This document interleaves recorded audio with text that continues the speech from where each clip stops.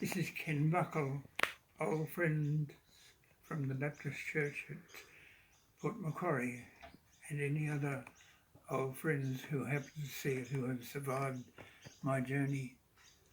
Thank you for listening.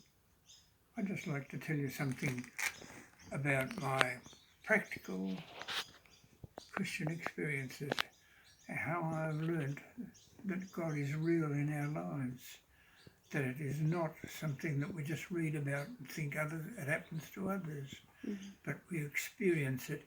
And the scriptures are true that says, before you call, I will answer. While you are yet speaking, I will hear. And that's been so to me for over many, many years.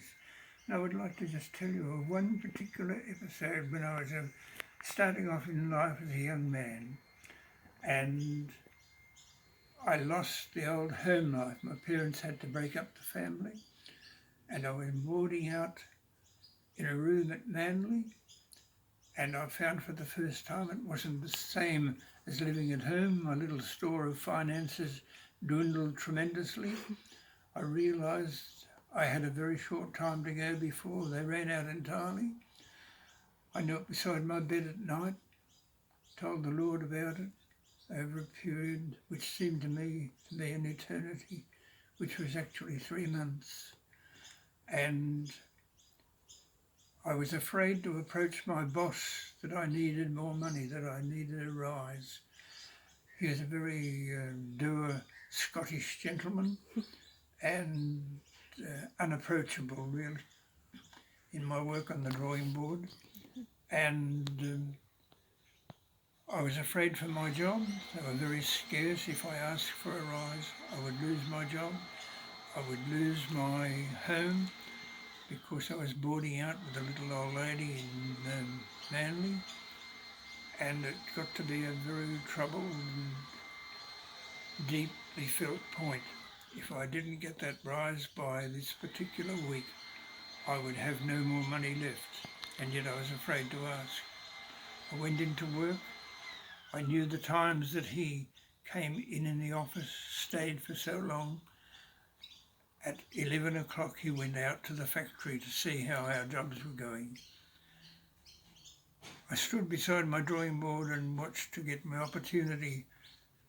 I was speaking to the Lord about it, that I was so desperately in need, not asking for anything which was untoward, but that I felt I was worth. I needed another 10 shillings a week, or I would not survive. To my astonishment and horror, the boss changed his routine and went out early before there was any chance to speak. And I stood in front of my drawing board, couldn't see a thing, and wondered just how I would get on. The next week was so vital. As I stood there, unable to draw anything or be of any assistance to anybody, his secretary called me over and said, Ken, Mr. Borthwick, my boss, has gone early, but I have been asked to tell you that as from next week, your wages are raised £1 a week, and it will be backdated for 3 months. I just stood there astonished. 3 months back was when I first started to pray, or kneeling beside my bed. And here today, the last day that my finances would last, I was given without asking, and I was given twice what I would have asked, and it backdated for 3 months.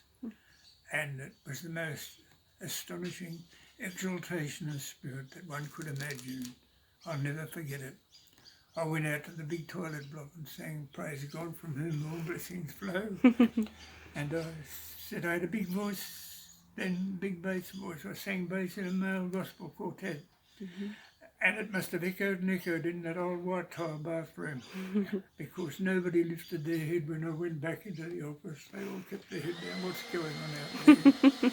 And so I proved to the absolute 10th degree that he hears and understands, and he is with us in all our journey, and it was a wonderful experience to me.